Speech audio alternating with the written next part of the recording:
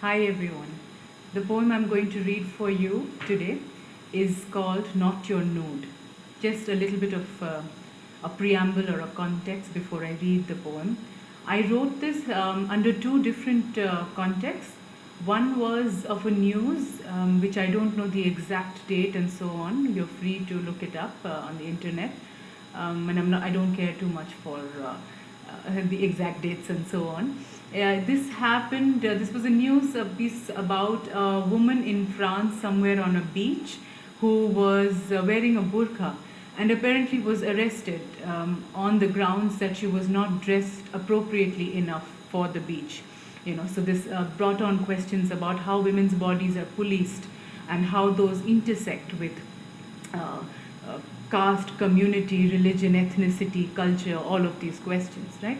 So while bodies here in India, closer home, are policed in terms of not wearing too little, rather, not wearing enough, wearing too little, you can also be policed for wearing too much. So obviously the question is that patriarchy and men in patriarchy, no matter how modern your society is or not modern or whatever, and whatever parameters that modernity may be measured by, still governs and polices, feels that it has the right to police women's bodies, right, and what they wear and do not wear.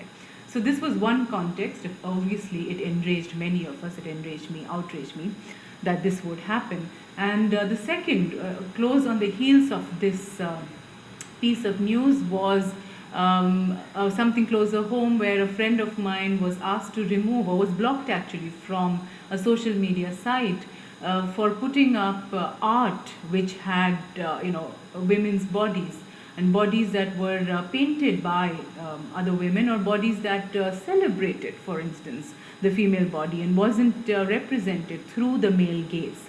And this, of course, who does this bother? Who does this trouble? Right? And this is what the social media site could not handle. So while we have a plethora of images around us from popular culture of women's bodies presented and visualized and given to us through the male gaze as objects of desire, objects of titillation, and so on, and we're absolutely all right with that, and that never, endures censorship.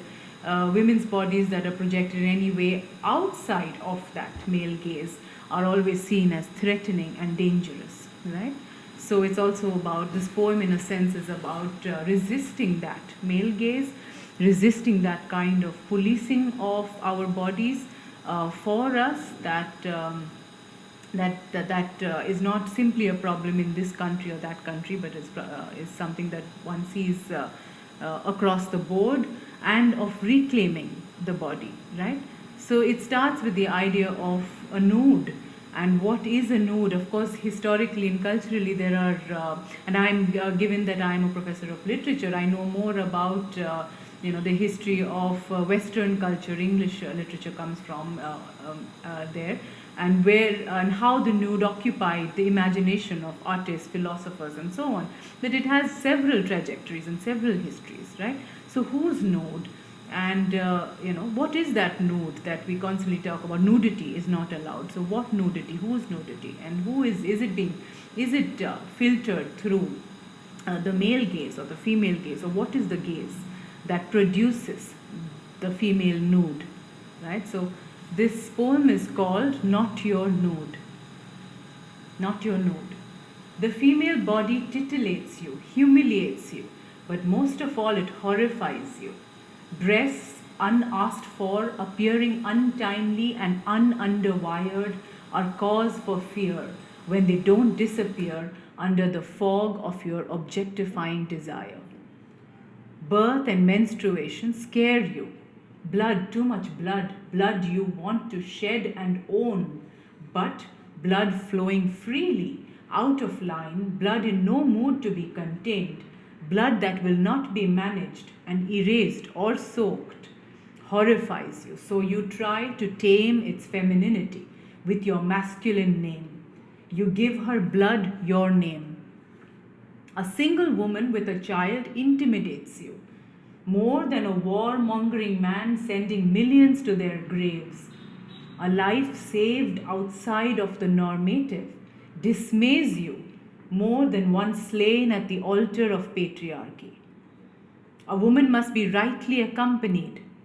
A woman must be rightly occupied. Reproduction is her task. Her rights over her body must be denied. Whether she is giving birth or not, she must be infantilized. From her own self kept aside, a mother who knows what she would do bothers you. At parties, in classrooms, in queues, anywhere this unbody appears, it unbones you. How did she dare mix labor with love? And when she could be sexy, doing the hetero thing, mothering, non-threatening, why does she deviate by singling? Why does her haircut expose the nape?